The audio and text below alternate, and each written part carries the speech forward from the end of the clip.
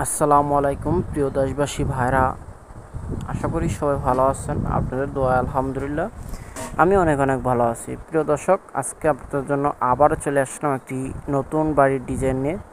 এখানে আমাদের 2 বেডরুমওয়ালা একটি বাড়ির ডিজাইন আপনাদের দেখালাম। এখানে হলো আপনার 2টি বেডরুম আছে, একটি টয়লেট আছে আর একটি কিচেন আছে, সাথে কিন্তু আপনার একটি সিঁড়িও আছে।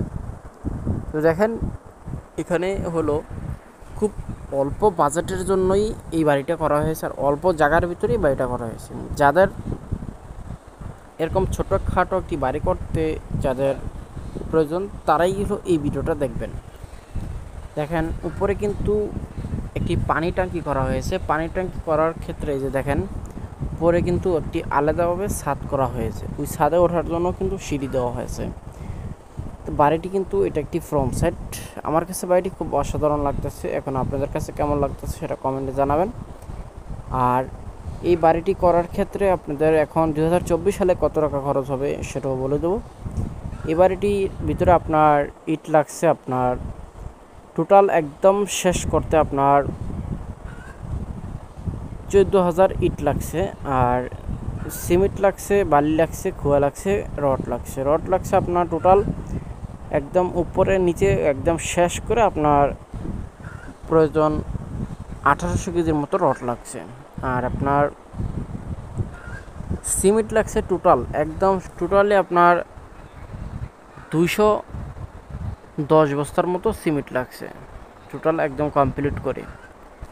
তারপর এটা একদম কমপ্লিট, যেটা আপনার এভরিথিং কমপ্লিট করতে আপনার প্রায় উপরে ছাদ আর নিচের ছাদ সহ আপনার খরচ গেছে 10,50,000 টাকা। যেহেতু ডিজাইনটা অনেক সুন্দর হয়েছে।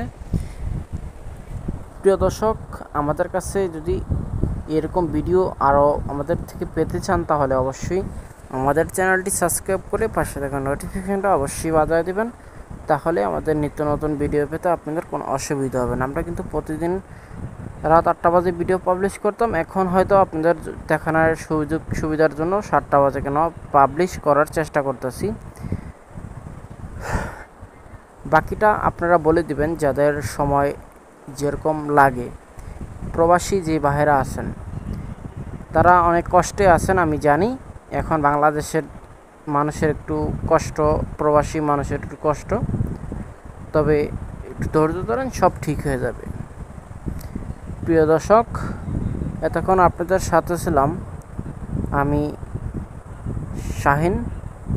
আসসালামু আলাইকুম।